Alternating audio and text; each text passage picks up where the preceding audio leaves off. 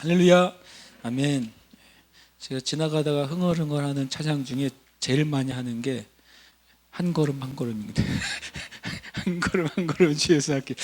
그걸 왜 하는지는 우리 어렸을 때 아무래도 제가 나름 어렸을 때 교회 소년이었잖아요. 그래서 교회 교회 옛날엔 찬송가 외에는 없었잖아요. 그래서 제가 찬송가 한때 555장이었을 때 500장 정도는 알았거든요. 지금은 또 갑자기 늘어나가지고 모르는 찬송가가 많이 있더라고요. 옛날엔 찬송가가 아니었던 것도 뭐 비전 이런 게 찬송가에 포함되어 있더라고요. 확실히 새로운 세상이다. 그렇게 생각이 드는데 한 걸음 한 걸음 주에서 함께 이 참 가사가 되게 진짜 은혜스럽지 않아요? 찬송가는 가사가 너무 은혜스러워요. 가사가 그래서 찬송가를 더 이제 현대적인 세대가 같이 부를 수 있게 더 리메이크하고 그리고 더 그렇게 하면 또 그 은혜도 또 새로운 차원으로 풀어지지 않을까. 또 그렇게 또 많이 시도하는 예배팀들도 많이 있는 것 같아요. 제가 이제 오늘 낮에 뭐 중국에서 온 선교사님 가정을 소개했잖아요. 나는 근데 제가 안경을 벗고 예배를 드렸잖아요. 그분들 내가 소개를 하면서도 그분이 누군지 몰랐어요. 이게 좀 그분이 누군지를 몰랐는데 밥 먹으려고 이제 여기서 안에서 만났는데 딱 둘이 만나는 순간 잠깐 놀랐어요, 서로. 나도 깜짝 놀라가지고 그분도 내가 신대원 동기인 거예요. 신대원을 졸업한 애 2002년도에 졸업했으니까 그 뒤로 처음 본 거예요, 졸업하고. 그분은 졸업하고 안수 과정을 마친 다음에 중국 서안으로 달려가서 지금까지 거기서 사역하고 있고 13년째. 참 귀하죠, 가정이. 그리고 그 딸이 이제 12년을 중국에서 초중고를 다 다녀가지고 중국에서 12년, 외국에서 12년 학제를 마치면 한국 대학교에 특례로 입학이 허가가 됩니다. 그래서 진짜 12년 풀로 해가지고 대학을 안 물어봤네. 서울 시내권인데 중국 문학과가 있대요. 중국 그러니까 중어 중문이 아니라 중국 문화. 그래서 정치, 경제, 사회를 다 배우는. 거기는 들어온 친구는 이제 중국어는 기본이고 그 위에 이제 중국의 정치, 경제, 문화를 배우는 그 친구가 그 자매가 그래서 그렇더라고. 그래서 난 너무 놀래가지고 만약에 제가 안경을 안 벗었으면 오늘 설교하는데 큰 지장이 있었을 것 같아요. 나에 대해서 많은 것을 알고 있는 진짜 그래서 주님의 안경을 벗으라 했는지 내가 이제 알았어요. 와, 진짜 제 안경 벗고 설교한 거는 되게 두 번째인가요? 처음인가요? 그렇잖아요. 왜 안경 벗고 섬겼냐고 누가 물어보더라고요. 그래서 첫 번째 시계를 안 보고 싶어서 그랬어요. 시계를 보고 싶지 않아서. 그런데 그러고서 이제 13년 만에 처음으로 이제 저기 목사님이죠. 진짜 옛날 얘기가 나오더라고요. 그래서 나는 기억도 안 나는 동기들의 소식을 쫙 들었어요. 어디서 뭐하고 그래서 그렇구나. 그래서 처음으로 들었고, 그다음에 아까 이제 우리 저기 CC에 가가지고 차를 마시면서 그 딸, 21살 딸, 21살 딸에 대해서 이 나라가 처한 위기를 설명해 주느라고 하나도 모르는 거죠. 초, 중, 고를 중국에 다녔으니까 이제 대학교 1학년생이니까. 왜냐하면 중국하고 우리하고 학제가 달라서 가을 학기 졸업이어서 한국에 오면 필연적으로 1년이 늦어진다 그러더라고요. 그래가지고 하나도 모르길래 또 피 터지게 설명해 주느라고. 그래서 그 아이의 생각을 개조해 주느라고 점심시간을 다 보냈어요. 그래서 너는 통일의 세대다. 넌 중국어도 하고 한국말도 하잖아. 그랬어요.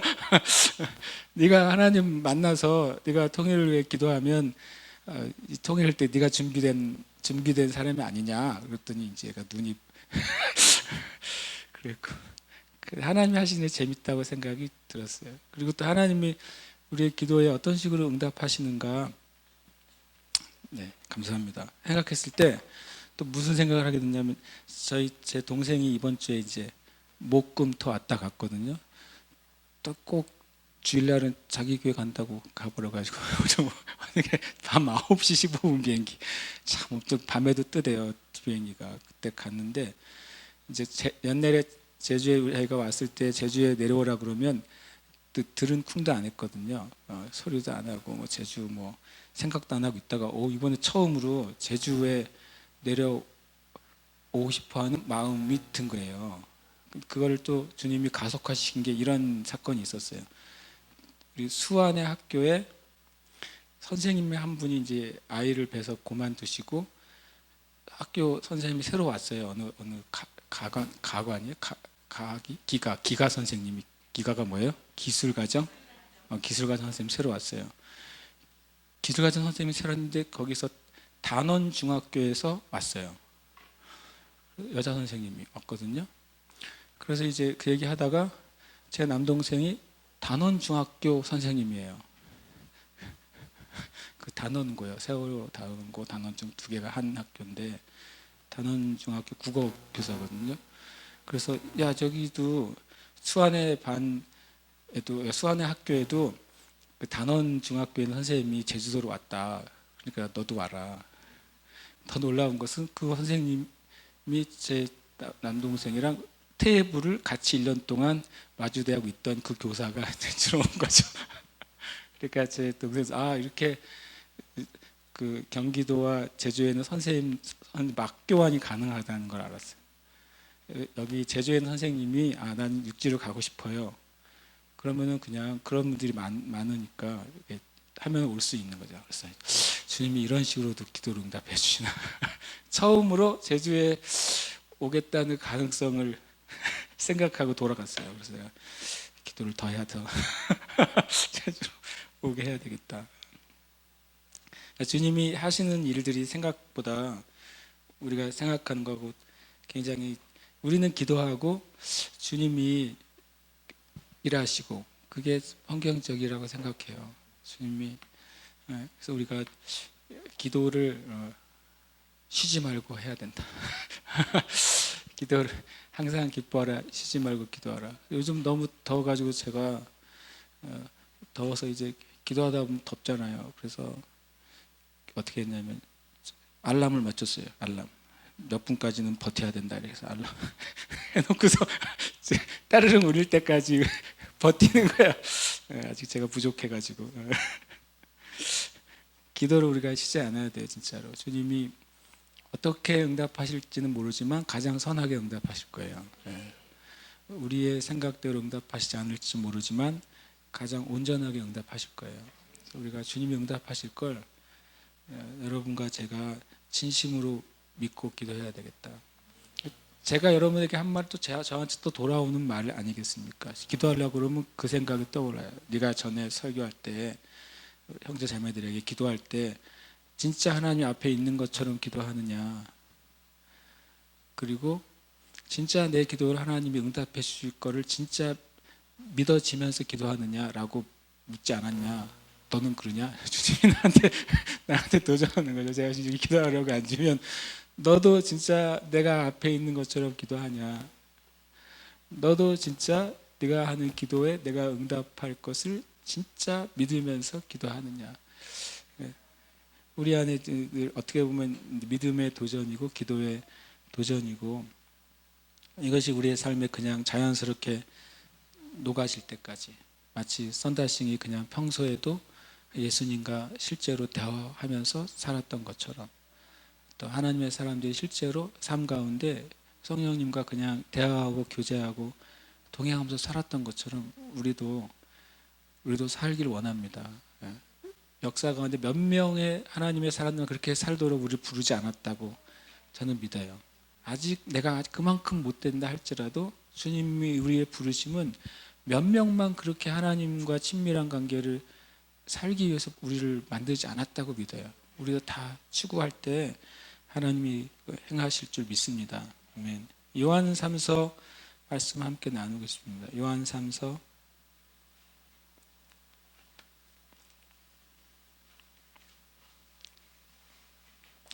1장 2절에서 4절. 요한 3서는 2장이 없죠. 그래서 왜 1장이라고 써놨는지 좀 그래요. 요한 3서 2절에서 4절까지 우리 함께 한 목소리로 읽겠습니다. 사랑하는 자여, 내 영혼이 잘됨 같이 내가 범사에 잘되고 강건하기를 내가 간구하노라. 형제들이 와서 내게 있는 진리를 증언하되 내가 진리 안에서 행한다 하니 내가 심히 기뻐하노라. 내가 내 자녀들이 진리 안에서 행한다 함을 듣는 것보다 더 기쁜 일이 없도다. 아멘. 요한 3서 2절은 아주 대표적인 축복과 은혜의 구절이잖아요. 영혼 육에 하나님께서 은혜를 베푸실 것에 대한 말씀이죠. 사랑하는 자여, 영혼이 잘되고 범사가 잘되고 육신이 강건하기를 간구한다 그랬어요. 그럼 우리 기도할 때도 우리도 이 세 영역 다 기도하는 것은 하나님의 뜻에 합당한 거죠. 그죠? 어떤 한 사람을 위해 기도할 때도 그 사람의 영적인 삶, 그 다음에 그 사람의 일상적이고 범사의 삶, 그 다음에 또 육체적으로 강건한 삶을 위해 구하는 것은 어떤 기복신앙이 아니라 하나님이 하나님의 자녀들에게 당연히 주시기를 원하고 또 주도록 되어 있는 또 약속의 말씀이니까 우리는 당연히 이것을 기도해야 돼요. 그런데 이 요한 사도가 왜 이렇게 이 사랑하는 자들을 향한 기도가 자연스럽게 흘러나올 수 있게 됐느냐? 그것은 형제들이 와서 내게 있는 진리를 증언하되 네가 진리 안에서 행하는 것을 형제들이 증언했기 때문에 나는 당연히 자동적으로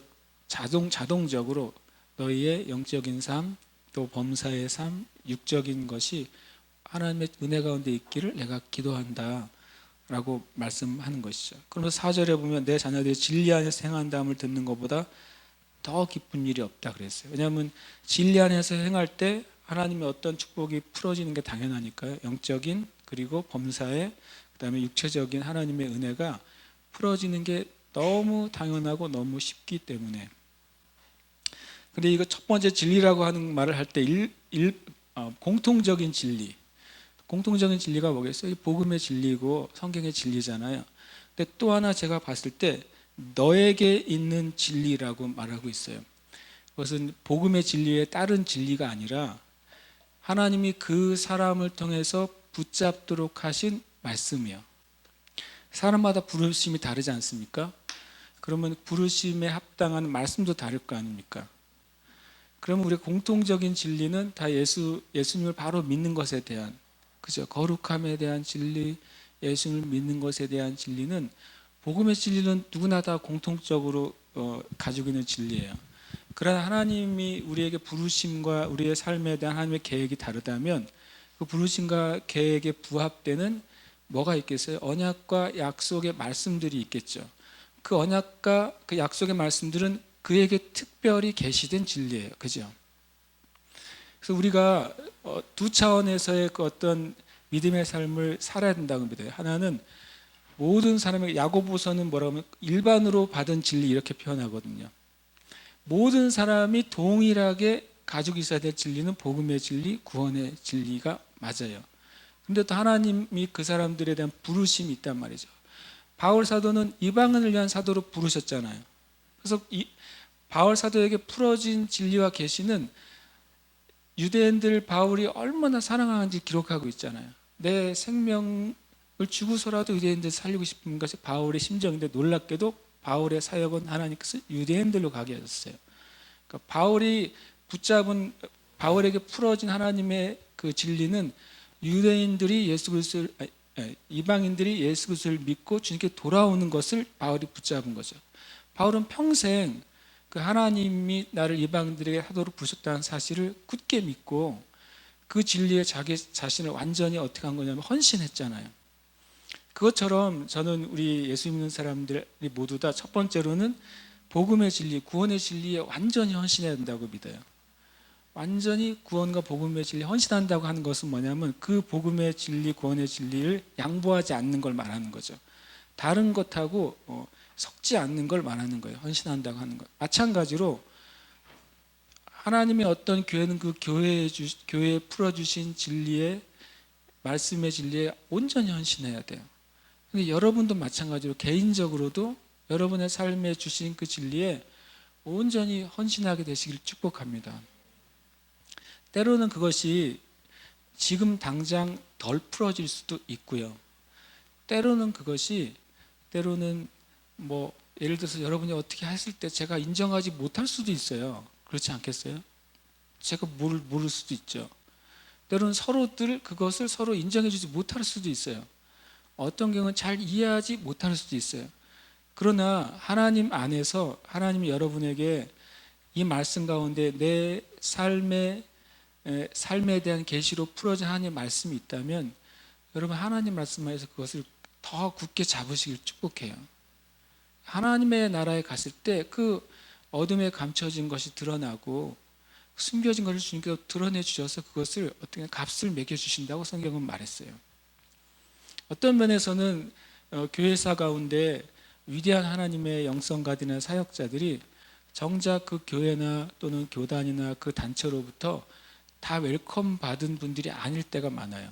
그렇다고 해서 그 교단이나 교회나 단체가 뭐 반기독교적이나 그렇지 않은 거죠.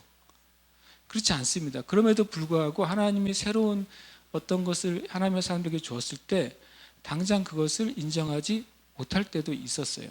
그러나 시간이 지났을 때는 어떤 경우에는 하나님이 그 열매를 보여주셔서 그가 속해 있는 몸이나 단체나 교단과 교회에서 오히려 인정을 받고 존중의 여김을 받고 인생을 마친 경우도 있고 어떤 경우는 하나님이 하신 일이 맞지만 아직 그 하는 일이 이 땅에 있는 어떤 그 몸물 차원을 뛰어넘거나 먼저 앞서가서 그 일을 하는 바람에 다음 세대에 가서 그것이 인정되는 경우도 있어요.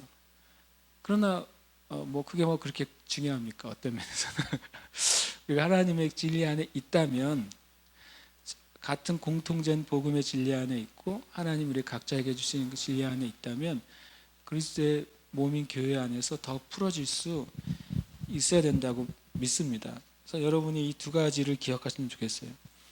공통된 복음의 진리에는 우리가 온전히 100% 연결되어 있어야 된다. 그리고 또 하나님께서 우리 각자에게 주신 삶과 부르심과 인생에 대한 주님의 부르심의 말씀에도 우리가 더 굳건하게 붙잡을 때에 그럴 때 하나님 앞에 가서 잘했다고 칭찬 받을 거예요. 그러니까 연결해서 하나 말씀 시편 말씀을 하나 읽고 싶어요. 그건 시편 111편에 보면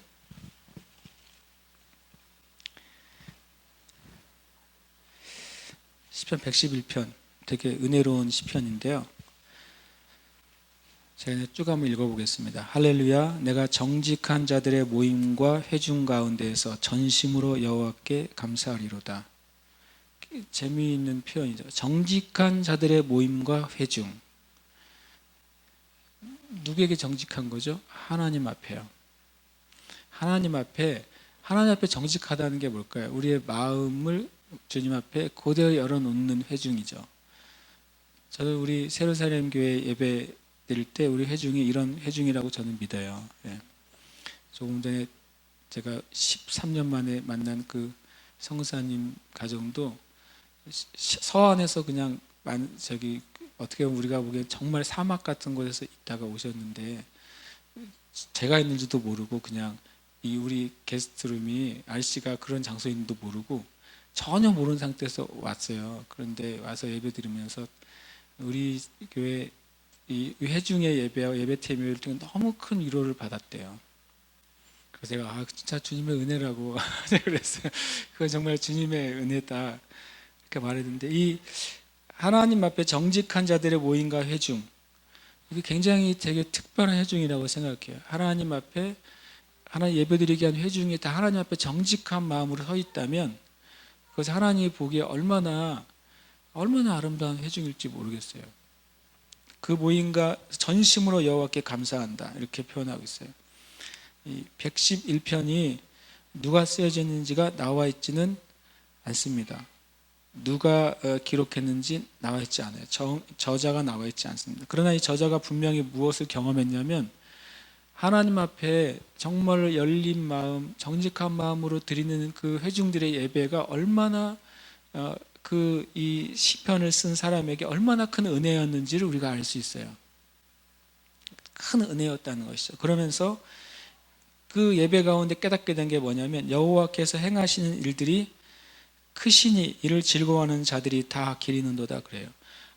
예배 가운데 첫 번째 풀어진 일이 뭐였냐면, 주님을 온 마음으로 예배드릴 때 이 시편 기자가 뭘 깨달았냐면, 하나님의 행하신 일이 얼마나 크냐, 이 사실을 깨닫게 된 거예요. 그렇게 보면 우리가 예배드릴 때 개인적으로든 가정적으로든 하나님의 행하신 일들을 깨닫는 건 큰 일종의 계시나 마찬가지죠.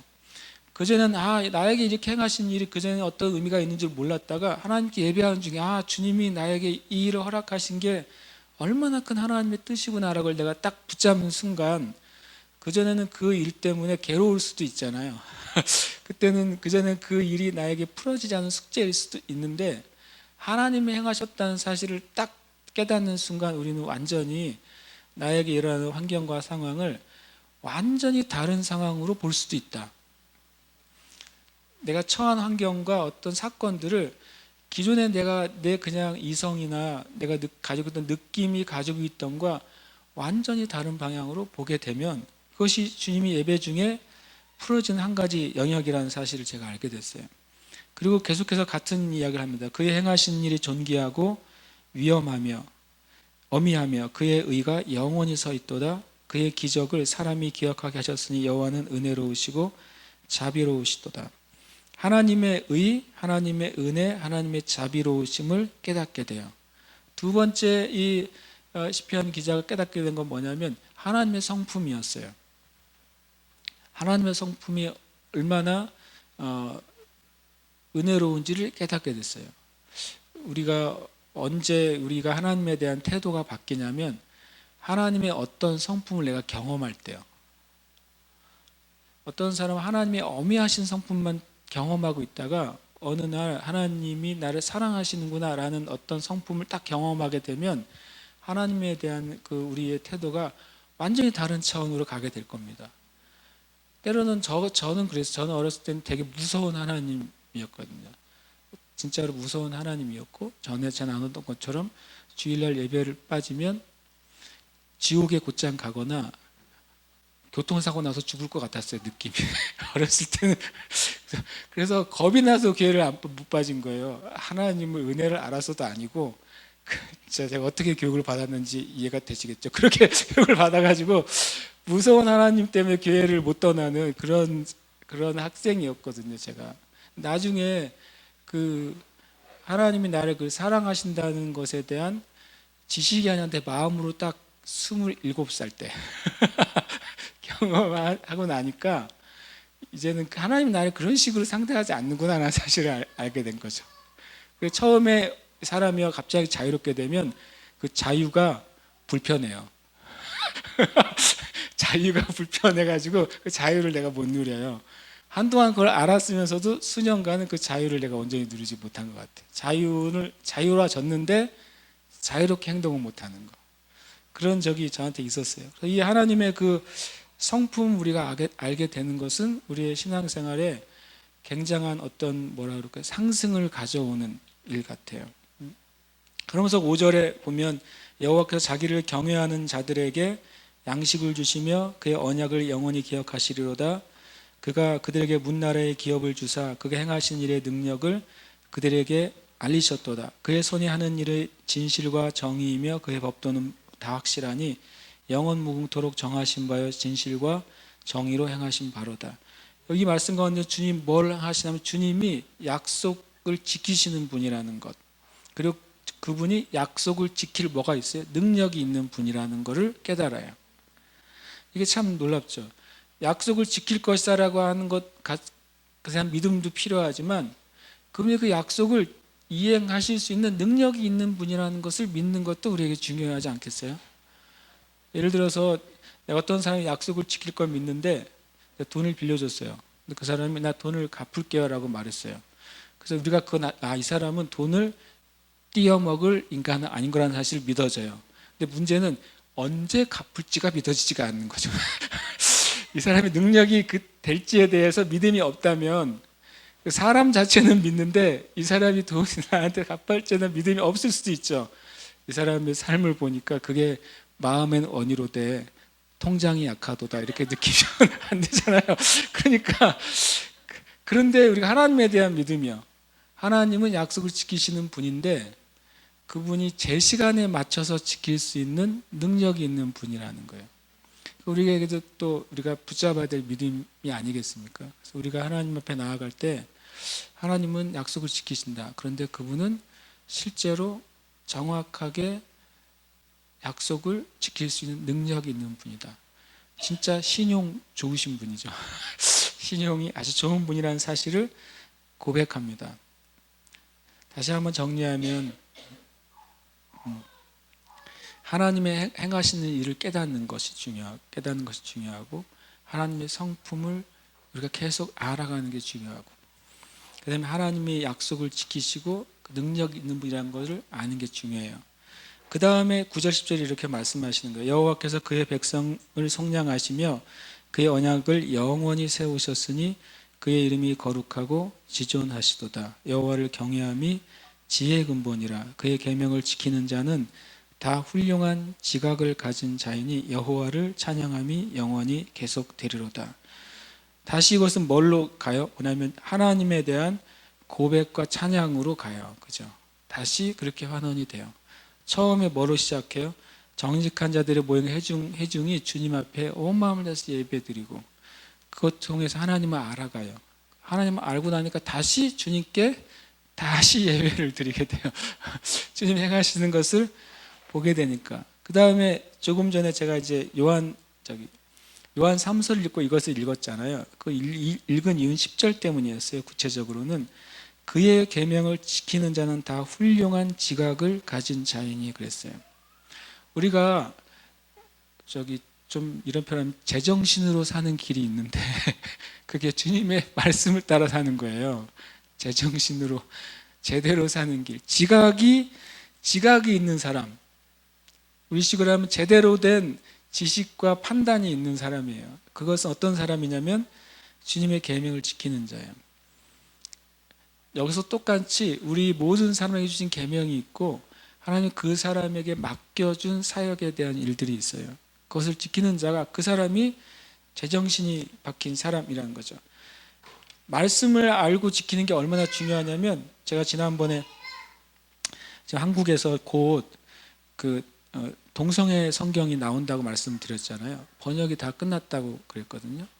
예를 들어서 동성 성경이라는 게 뭐예요? 라고 했을 때 얼마나 하나님의 말씀에 대해서 미련해졌냐면 이런 거예요. 제가 나중에 도대체 뭘까? 그랬더니 여러분과 저는 기가 차지만 말씀을 얼마나 이렇게 얘기하냐면 예를 들어서 하나만 들면 사무엘상 18장에 이런 말이 있어요.